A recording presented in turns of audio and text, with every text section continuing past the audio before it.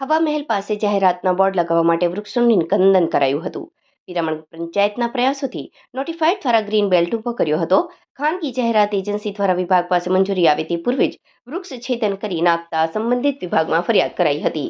વૃક્ષો વાવોની જાહેરાત ફક્ત કાગળ પર જોવા મળી હતી.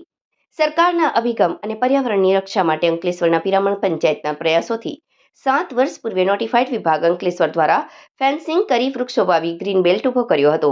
જે વૃક્ષનું ગતરોજ એક જાહેર સાઇન બોર્ડ ઉભા કરતી એજન્સી દ્વારા જાહેરાત બોર્ડ ઉભા કરવા માટે વૃક્ષોનું ખાનગી એજન્સી કામ સોંપી નિકંદન કરી દેવામાં આવ્યું હતું. જેની જાણ પ્રકૃતિ સુરક્ષા મંડળને થતા પ્રકૃતિ સુરક્ષા મંડળ દ્વારા નોટિફાઈડ વિભાગને જાણ કરતા જ ટીમ સ્થળ પર દોડી આવી હતી અને એજન્સી દ્વારા ઝાડ કાપવાનું બંધ કરવામાં આવ્યું હતું. આ બોર્ડ લગાડવાની મંજૂરી માર્ગ અને મકાન વિભાગ પાસે માંગવામાં આવી છે. જો કે મંજૂરી આપવામાં આવી છે કે કેમ તે હજુ સ્પષ્ટ થયું નથી અને એજન્સી દ્વારા મંજૂરી મળે તે પૂર્વે વૃક્ષો કાપી નાખવામાં આવ્યા છે. આ અંગે પ્રકૃતિ સુરક્ષા મંડળ દ્વારા માર્ગ અને મકાન વિભાગને જાણ કરતા આ અંગે અધિકારી અજાણ હોવાનું સામે આવ્યું હતું.